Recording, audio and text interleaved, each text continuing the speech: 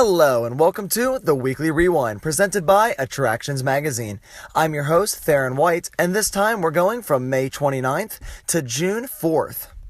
Starting on Monday, we talked about how the Stitch's Great Escape ride in Tomorrowland over at Walt Disney World is open from 10 a.m. to 6 p.m. every single day for this entire summer. Now, it has been operating seasonally, opening only on very, very peak times, but as of Monday, it was open, again, as said, from 10 a.m. till 6 p.m., so you are able to enjoy it during select times during the day. Also on Monday, a rumor came across that maybe we would be getting the Tron Lightcycle roller coaster at Epcot as it might replace the Universe of Energy.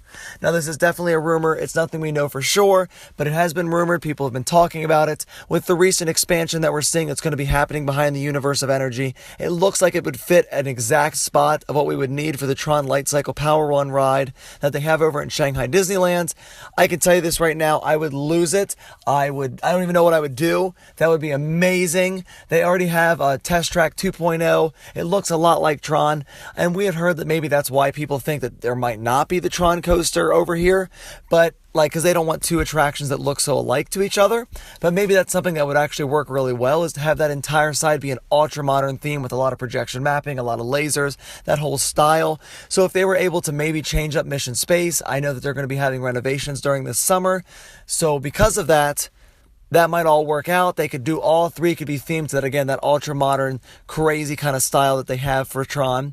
Whether it's true or not, I know that there's definitely going to be some changes coming to the Universe of Energy, so we'll have to see what's happening. On Tuesday, we looked at some of the new renovations that happened at the Japanese store in Epcot. Here we have a picture of this very cute little volcano.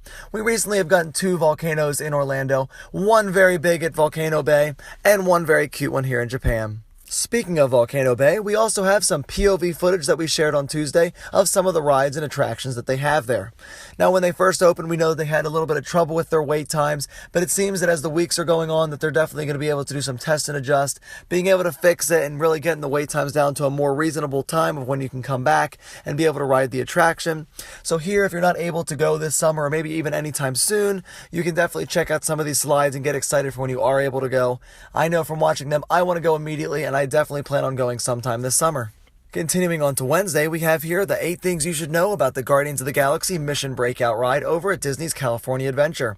Now, this is an article we wrote on our website. You can definitely go and check this out. On the article, we talked about a couple different points. One is that while it is a lot more intense than the original Tower of Terror, it has a lot more drops, a lot more upward and downward motion, and a constant shaking when you're watching the video screens. It's definitely not as scary. It has a lighthearted feel. It's a lot of fun. It's not aimed to be a scary ride like the Tower of Terror was. It's definitely aiming to be a lot more fun, but that being said, it is definitely just as intense, if not more, because of all the constant motion. One great thing to hear is that the cast members are just as into character as they were for the last attraction. At the Tower of Terror, they were definitely scary. They were your bellhops. They were very focused on their job. Now their theming has definitely changed up a bit, but they are just as in character as they were before, which is so awesome to hear because that was definitely a highlight of the original attraction. One other great thing is that any of your Marvel fans out there, your really, really deep-rooted Marvel fans, are going to see a ton of Easter eggs. Now, we've been told that there's 2,200 separate Easter eggs. I don't know if it's fully to that or if there's something crazy where someone actually counted, or if it's something more of just we put a poster in there and there's 15 possible Easter eggs in the poster, or however it works. But they said there's a ton out there, so big Marvel fans, definitely watch either the video or go ride the attraction and see what you can find. Continuing on to Thursday, we see that we have a couple new billboards in the area. The first one is by SeaWorld, talking about the new Kraken update with the virtual reality, saying SeaWorld, virtually awesome. Now that's going to be coming this summer, and we of course will have some video and footage of that and all this stuff. You can actually watch on some previous episodes where we talked about that. And this is a weird side note, but I'm originally from the state of Delaware, so our fancy billboard is one that maybe has one tiny 3D effect to it at all.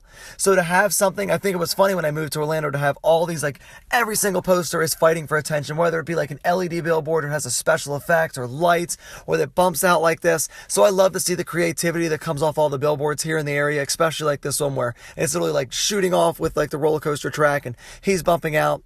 So, and that's just a small thing for me to see billboards have that much creativity towards them. That might be normal for you, but I don't know. It's cool for me to see. Our second one here is a really funny one that they have from Universal, saying smiles are universal, with a Jurassic Park T-Rex giving a big ol' smile for the billboard. Continuing on Friday, we looked at the Disney Springs Spring Streets Eat Food Truck Rally that was happening on June 2nd and June 3rd. Now, they had a bunch of different live entertainment. They had special food trucks come out, everything from the original, like, Epcot World Showcase of Flavors, the Fantasy Fair, which is more inspired by, like, the Magic Kingdom and Fantasyland and Tomorrowland. Then they had other trucks there, like the London Fish and Chippy, where you could have haddock fish and chips fresh made in the truck with, like, beer batter. The Caketeer with gourmet cupcakes, as well as they had some awesome cheesecakes and some shaved ice. Now, I don't know if you were able to attend. I sadly was not, but it sounded delicious. I heard good things, and I would love if they continued this, like maybe every 2 or 3 weeks had it again at Disney Springs, even if it was just like a one-day thing or a couple of hours or something like that. People love food trucks. It's obvious people love food trucks, so to have more of them around anywhere is definitely a great option. Next, we head on to Saturday, where we look at one more billboard as we see this special sparkly billboard for the spectacular new show at the Magic Kingdom. It was for the Happily Ever After fireworks show that happens now inside the park.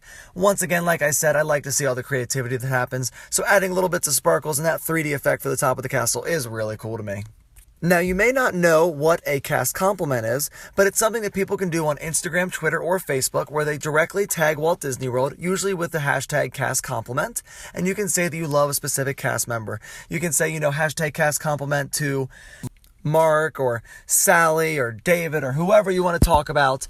You can just basically shout them out on social media that Disney will be able to see. So instead of heading to guest relations, which is definitely an amazing thing, if you want to head there and let them know, totally let them do that. But this is just an alternative option where you can say, hey, this person did an awesome job, that person does an awesome job, here's where they are, here's what they did, and basically all stuff like that.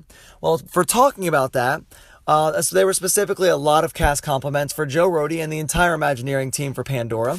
And when originally it was posted saying, hashtag cast compliment for Joe Rohde, it was seen a little bit more as a joke. But it was great to see that so many people agreed, myself included, that him and the entire team should all get a cast compliment. And people were kind of fighting for him to hold what they called the little blue things. It's the piece of paper that kind of shows all the like tweets or posts or anything that someone said that showed that they should get the cast compliment. So it really was so awesome. I was really glad to see this, that he was able to get a picture in Pandora with the cast compliments, all the ones that he received. Well, not all of them, but a lot of the ones that are represented there on the piece of paper, and they post that back out for everyone to see. So you can definitely see through his smile and his posts later.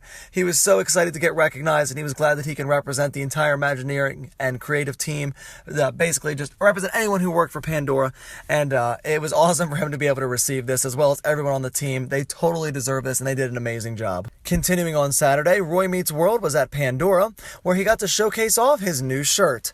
Now, he has 2 new shirts as well on our TeePublic website. I definitely recommend checking them out, as well as you can see his most recent episode where he explores Pandora, the world of Avatar. Lastly, as we move on to Sunday, we got to check out this video version of our Expansion Drive podcast. Now, of course, there is the podcast version. That's what it's originally meant for. But if you'd like to see it as well, they did record it so you can watch it. Filmed in the same studio where we film Attractions Magazine, the show.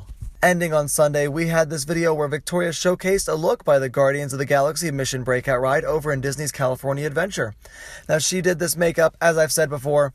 I can't really do makeup. I've never done it before, really, in this kind of level, but I'm sure that I can't reach even close to this. But if I was going to try, she definitely offers these really great tutorials where you guys can check it out and see. So there's past ones, obviously, that we've showcased before, but the newest one is here for Guardians of the Galaxy Mission Breakout. If you'd like to check that out, totally go see that on our YouTube channel. And that is it for this episode of The Weekly Rewind, presented by Attractions Magazine. Thank you guys so much for watching. My question for you this week: if we could have one awesome kind of t-shirt that we sold in our shop, what would it be? Now, as I said, we have the Roy Meets World one. That's the most recent t-shirts in our shop. Look for some early night live ones coming soon as well.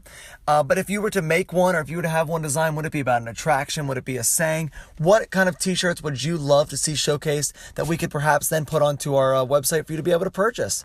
Thank you so much. I appreciate everyone for listening, and have a great week.